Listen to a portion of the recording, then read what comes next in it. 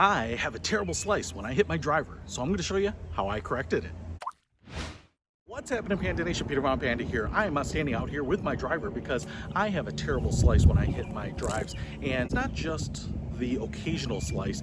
Everything that I do, every fiber in my body, every natural instinct that I have makes the ball slice. And sometimes, maybe most times, it's not just a slice or a fade to the right.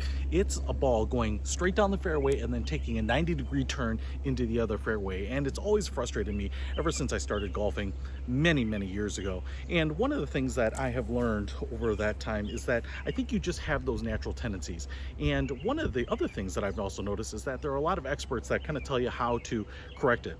And because I suffer from this slice affliction, I wanted to show you what's worked for me in a practical sense. Now, depending on how bad your slice is, you may not need all of the tips that I'm going to give you here to correct that slice. Any one of them or a combination of two of them might work for you, but for me, I use all three because my slice is that bad. So I want to show you how to use this. One of the things that I want to say here is that this isn't something that it takes a lot of time. Actually, it doesn't take any more time to use these tips and implement them when you are in the tee box. So it's not going to slow down your play at all. It won't be obvious to anyone that you're playing with that you're doing anything different other than getting addressed to the golf ball. Now, the way I remember this, because it's always hard to go through your checklist of things, is I use an acronym, HIT, H-I-T, and that's easy to remember because you want to hit the ball straight and not slice. So the first thing is the H, hands. And what I mean by that is the grip here.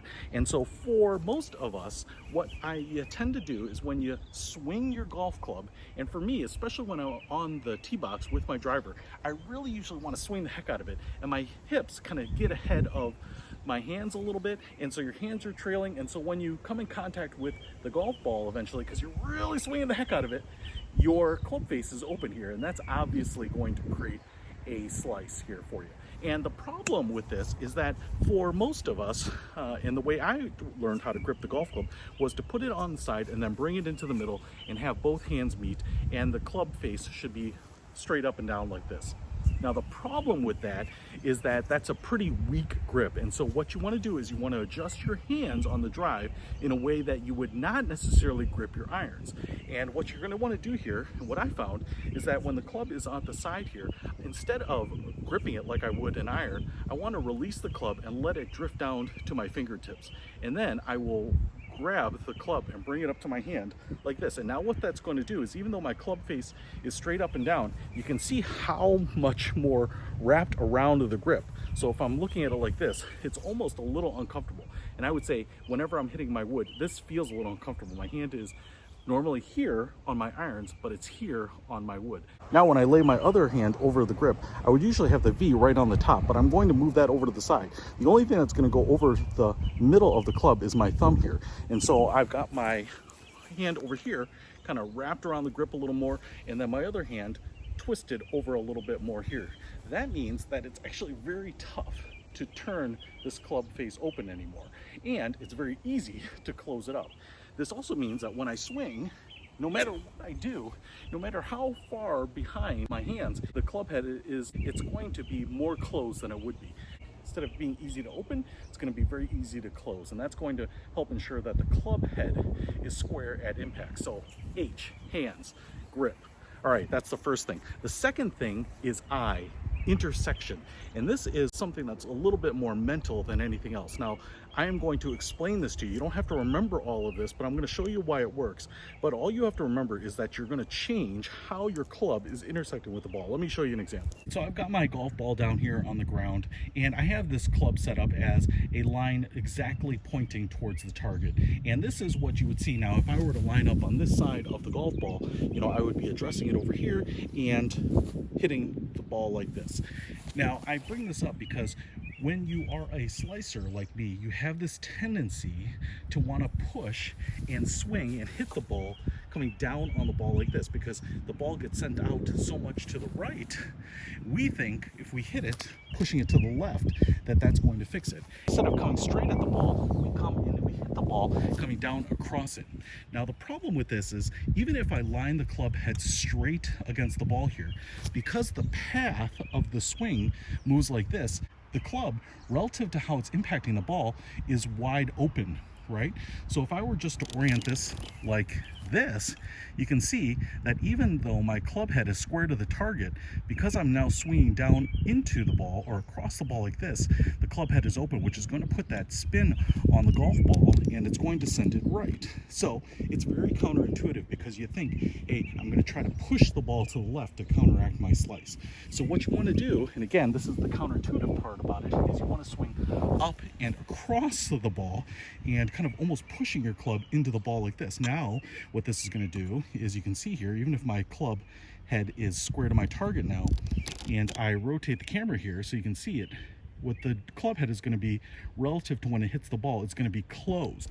Now that's going to put the right amount of spin on it to draw that ball back in like that. Obviously, if we could hit it square and keep the club head flat to the ball, that would be the ideal thing. It would shoot it right down the middle, no draw or fade. But this will allow you some forgiveness when the club head is a little open. You push the club head out and it will put a bit of a draw on the ball to counteract your hit. All right, so instead of cutting down across the ball, you want to envision that you're hitting up and through the ball, almost pushing that ball to the right side. That's going to create a hit that's going to draw that ball back. It's very counterintuitive.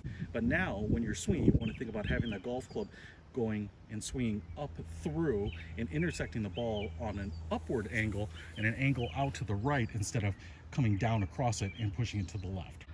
All right, the last tip for hitting the golf ball straight instead of slicing it is the tee or toe. And this is also a little counterintuitive, but it actually helps with the eye, the intersection as well. So if you hit a golf ball on the face of the club here, right in the center, that's obviously the best place to get the most distance, speed, and forgiveness. And so that is obviously ideal. But what I would usually do, because I was so afraid of a slice, I would usually crowd the golf ball. I'd kind of get up close to it. And what that does then is, as you swing, everything stretches out because of centrifugal force. So your arms kind of get pushed out a little bit, the club head is kind of being drawn out.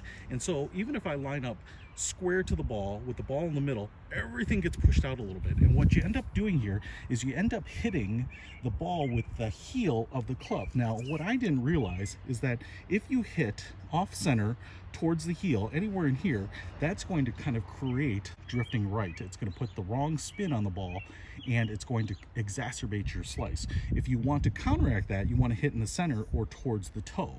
So that's the tee. Think about the toe. So when you line up now, what I do is I usually step back from the ball a little bit, and I usually line up that ball with the toe of the club itself.